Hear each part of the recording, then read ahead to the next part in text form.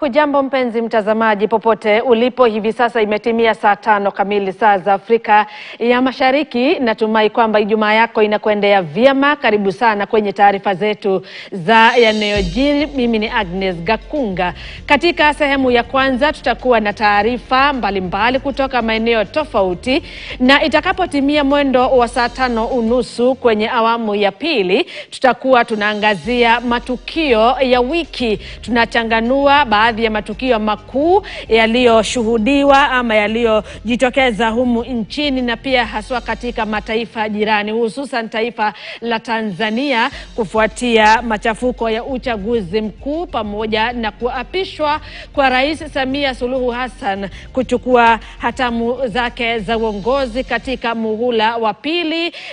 Ni hatua ambayo imeendelea kukosolewa haswa na viongozi wengine kote ulimwenguni, wakiwa bara la Afrika pamoja na nje ya bara la Afrika. Ni mengi tu ambayo tutakuwa tunachanganua, tukiwa na wachanganuzi wa masuala ya siasa pamoja na mchanganuzi wa masuala ya uongozi. Watakuwa hapo ili kutueleza mengi kuhusiana na yale ambayo yamejitokeza wiki hii. Karibu sana. Sasa tuangazie baadhi ya taarifa. Maafisa 4 wa trafiki wamekamatwa na maafisa wa tume ya kupambana na ufisadi nchini EACC baada ya kupatikana wakiwasumbua madereva kwa kuitisha na kupokea hongo katika barabara ya Busia. Kwa miezi kadhaa, maafisa hao wa trafiki wamedaiwa kuwa na hulka ya kuweka kambi ya kupokea hongo, huku operesheni ya maafisa wa EACC inafuatia malalamiko kutoka kwa umma ya unyanyasaji na dhulma kutoka kwa maafisa hao wa trafiki. Oluoch na taarifa hiyo. Hawa ni maafisa wanaotarajiwa kulinda usalama na watumizi wa barabara nchini. Lakini kauli yatoa kitu kidogo ilisheheni hapa wakati maafisa wa EACC walipowategea maafisa hawa wa trafiki wakipokea hongo bila kuogopa. Mmoja baada ya mwingine wakipokezana kwa zamu. Wanapokea walichoitisha kutoka kwa madereva wa masafa marefu, kwani idadi kuu ya madereva hao hawapendi usumbufu baada ya kuendesha magari hayo kutoka Mombasani hadi kuvuka mpaka wa Busia.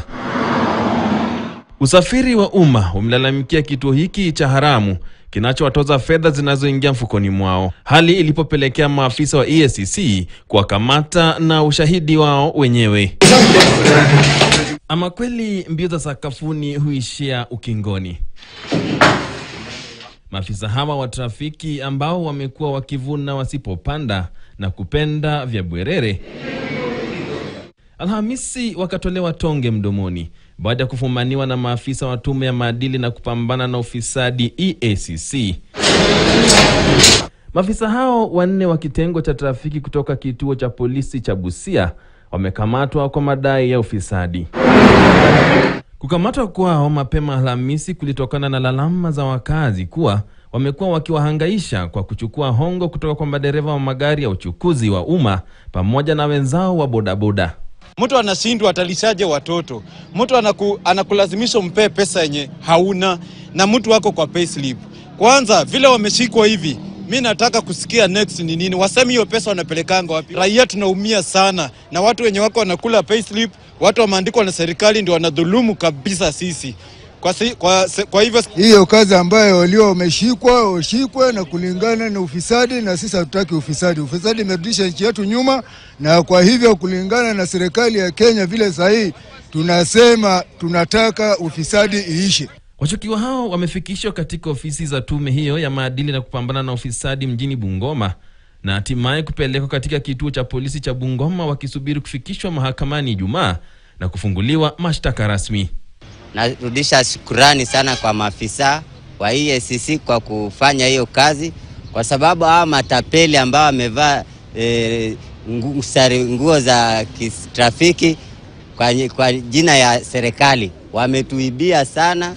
Unapata gari iko na kila kitu, lakini mtu bado anataka hongo. Wewe hiyo pesa na bado anakula mshahara ya serikali wa jameni. Oluoch, KTN. Kwingineko mtazamaji, waziri wa elimu Julius Migos Ogamba